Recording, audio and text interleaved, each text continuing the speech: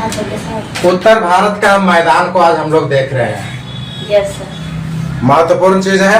अब उत्तर भारत का मैदान को हम लोग देख रहे हैं, इसमें भी बहुत महत्वपूर्ण बात आएगा। छोटे छोटे टॉपिक आपको देख करके आगे बढ़ेंगे। क्या रहा है कि जितने भी चीज पढ़ेंगे ये हम जो है उत्तर भारत के मैदान के बारे में। उत्तर भारत का मैदान का जो निर्माण हुआ है वो किससे किससे हुआ है?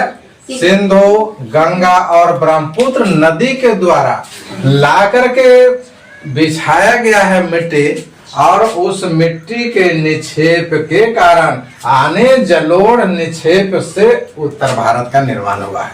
आएगा कि उत्तर भारत का निर्माण कैसे हुआ है? तो सिंधु, गंगा एवं ब्रह्मपुत्र नदियों द्वारा बहाकर लाए गए जलोढ़ निक्षेप के द्वारा हुआ है। इसका स्पष्ट। फिर चलते हैं कि इस मैदान का जो है आखिर लंबाई और चौड़ाई कितनी है, ये प्रश्न आता है। तो इस मैदान के लंबाई और चौड़ाई की बात करें तो लंबाई जो है पूरा और इधर पश्चिम, यहाँ से यहाँ तक यदि हम देखें तो कितना किलोमीटर के जो है 32 आने की 3200 किलोमीटर। और फिर चौड़ाई जो कहें तो इसकी चौड़ाई कितनी है जी? इसकी चौड़ाई जो है यहाँ से ये जो है हमारा 100 से 300 किलोमीटर तक। ठीक है। यस। चौड़ाई 300 किलोमीटर तक और जो है पूरब से पश्चिम तक लंबाई इसकी 3200 किलोमीटर। क्लियर। अब आगे चलते हैं हम लोग कि इसकी गहराई, प्रश्न आया था एक बार जो है प्रतियोगिता परीक्षा में भी ये प्रश्न आया था कि जलोढ़ निक्षेप की अधिकतम गहराई कितनी है? तो 1000 से लेकर के 2000 मीटर तक जो है इसकी गहराई है अधिकतम। ठीक है। फिर आगे चलते हैं हम लोग कि उत्तर से दक्षिण दिशा में इस मैदान को, किधर से? ये हमारा उत्तर है और इधर दक्षिण है। तो उत्तर से दक्षिण ये ना भाग हो गया, समझते हैं? ये हमारा उत्तर का भाग हो गया। Good morning.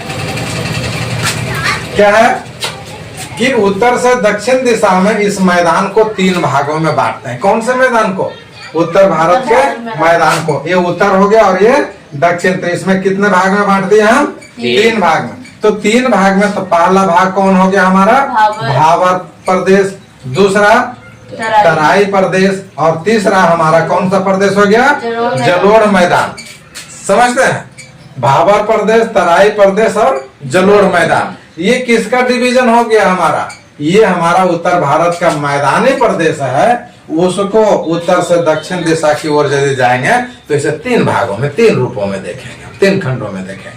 अब फिर कह रहा है कि जलोढ़ मैदान को 2 भाग में बांटते हैं। इसका कितना जो है भाग हो गया? फिर 2 भाग। तो पहला भाग कौन सा हो गया हमारा? खादर हो गया। और दूसरा भाग कौन सा हो गया? बांगर। तो खादर मिट्टी और बांगर मिट्टी के जो है बारे में समझा देते हैं आपको। तो खादर मिट्टी उसे कहते हैं कि प्रति वर्ष नदियों के द्वारा बहाए गए अवसाद या जलोढ़ को मैदानी प्रदेशों में नदी के निकट बिछा दिया जाता है, उसे जलोढ़ मिट्टी कहते हैं। उसे जो है हम खादर कहते हैं। यानी प्रति वर्ष जो है नदी के किनारे बिछा दिया जाता है। ठीक है। जैसे देखिए नेता सबको जो है देखेंगे कि 5 वर्ष में जो नेता जीता, फिर अगले 5 वर्ष में जीता, फिर 5 वर्ष में जीता, वही खादी वर्ष धारण कर रहा है ना। खादर, खादी वर्ष। और बांगर कहने मतलब एक बार जो नेता जीता सो 2 इलेक्शन, 3 इलेक्शन, 4 इलेक्शन जीत ही नहीं पा रहा है और वो बांग रहा है क्या कि हम जीतते तो ये कर देते, हम जीतते तो वो कर देते।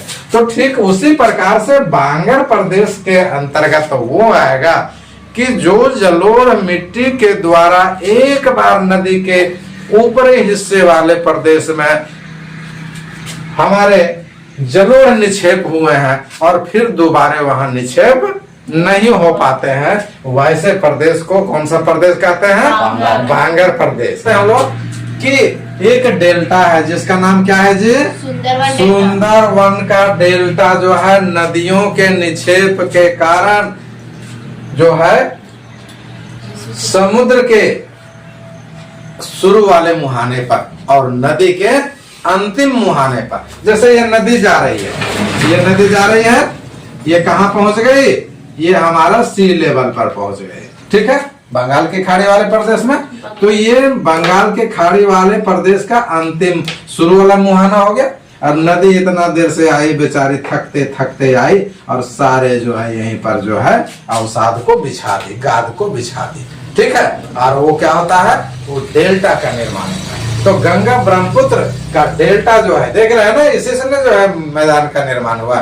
सिंधु गंगा ब्रह्मपुत्र का डेल्टा जो है विश्व प्रसिद्ध डेल्टा है। समझ में आ गई बात है? तो सुंदरबन का डेल्टा विश्व का फेमस डेल्टा है, प्रसिद्ध डेल्टा है। अब आगे आते हैं कि ब्रह्मपुत्र नदी का फिर लफड़ा देखिए। ब्रह्मपुत्र नदी जो है भारत के उत्तर से होते हुए बहती हुई आती है ना, चीन वाले हिस्से से होकर के आती है, इधर से ये आपका जो है ये इंडिया का हिस्सा हो गया, तो इधर से बहती हुई आती है और यहाँ पर जो हमारा भारत में घुस करके तब जो है यहाँ गंगा में मिल करके ये बंगाल की खाड़ी में गिरती है। तो इसके बारे में कह रहा है कि ब्रह्मपुत्र नदी उत्तर से पूरब न जी, उत्तर पूरब से दक्षिण पूरब दिशा में बहती है। ये उत्तर है ना जी, उत्तर से किधर बह रही है, पूरब। यहाँ से देख रहे हैं ना, उत्तर से पूरब की ओर बह गई, यहाँ समझिएगा, उत्तर से पूरब की ओर। और फिर कह रहा है दक्षिण से पश्चिम की ओर, यहाँ से जो है ये दक्षिण से ये पश्चिम की ओर बह रही है और ये बंगाल की खाड़ी में गिर जाती है। क्लियर हो गया? अब फिर क्या कह रहा है, लेकिन यह मामला यहाँ पर है कि जब ये धुबरी जगह पर पहुंचती है, धुबरी एक जगह है, तो क्या होता है कि बांग्लादेश में प्रवेश करती है और वो क्या हो जाती है, 90 डिग्री पर मुड़ जाती है ना, 90 डिग्री पर हो गया, क्या मुड़ गई, तुरंत जो है दक्षिण से पश्चिम में मुड़ गई।